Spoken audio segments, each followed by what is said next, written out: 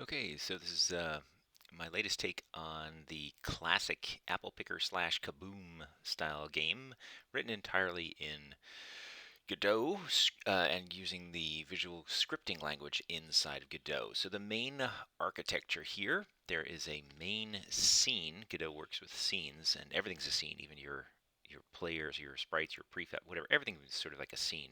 That's kind of the deal. But there's a main scene which has I followed kind of my general guidelines of having a single antagonist here. There's an antagonist, and there's a player, but the player is just this kind of invisible thing here. So um, the player has an audio stream that it uses for sound, and the bomber has an audio stream it uses for sound. Basically, some animated sprites, and the only other thing in the scene is this rich text label that we're going to use for keeping track of our score. And the basic architecture is that, well, the bomber here, our little flapping eagle, he's going to create he's going to drop cherries in this case. That's just because the art, it could be bombs, could be whatever. And the player is going to instantiate baskets. So the player's going to have three baskets, and they're going to follow the mouse back and forth here. That's just like the classic apple picker that I teach, um, except in Godot, and everything is scripted. So we have a bomber, a player, we have the main scene. Now if we look down here now I've goofed things up by resizing. I should not have done that. Let's resize this again. All right, hopefully that didn't confuse anything too much. So down in here we can see all our assets or resources in Godot speak. If we look, we'll see, reorganize this. There's a game over scene, a dropped scene. That's actually for the things that are dropped. So it's going to be our cherries actually show up in this scene. If I double click on that, you'll see, come on, if I double click on that, there we go. There's the cherry with its little collider. Not too much going on. It's got its audio, its collider, its sprite, its rigid body because it's run by physics. And let's see what else we have. We have the dropped scene with its script here. So it has a script. Things like process, which is your update, happens over and over and over again. And that's basically all it can do. It can be, it checks to see if it falls off the bottom of the screen. That's the main thing that it does.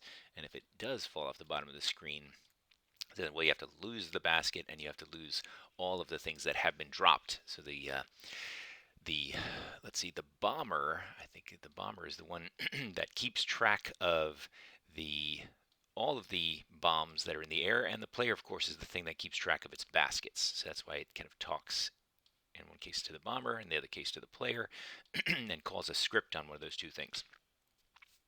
So that's that.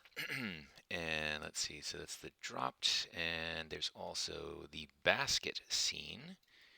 And the basket scene here is just the little platform that you can move around. And it has a little bit of a script here too. And the main thing it does is says, oh, okay, on area body entered. So if a dropped item collides with this, it knows to get rid of the collided object. It knows to process the score. It removes the thing that it caught from the bomber's list of things just in case. So it knows how to get rid of stuff. And this is visual script here, obviously. All right, so we have the basket, we have the dropped item, then we have the bomber's behavior here, all right, which has, let's see, we could shrink this down a little bit. A bunch of things that the bomber has to be able to keep track of. The bomber has to drop bombs, it has to move back and forth, which it does, moves side to side, and it has to drop bombs on a regular basis, and then it has removing bombs from its list and destroying all the list of bombs, right? So there's a little program flow for each one of those things, right? Um, this is a progressive game, so the logic here gets a little bit extra funky because there's situations where it has to check and then increment and check and increment, check and increment. So there's a bunch of math going on here, simple stuff, and so on. The player largely just moves the player on the screen and does a bit of scorekeeping, right? So It has the process score, so it knows how to um, put the score on the scene. Notice the set text on scene node. The scene node that it's writing the text on is, of course, in the main scene there. You'll see that there is, let's see if I find it again, main scene, 2D. That gets updated with the text. So that's the gist of it, and the game plays like this. Classic. 3 baskets get iterated or instantiated. We have some sound. There's the score going up. I move the mouse left and right. Whoops.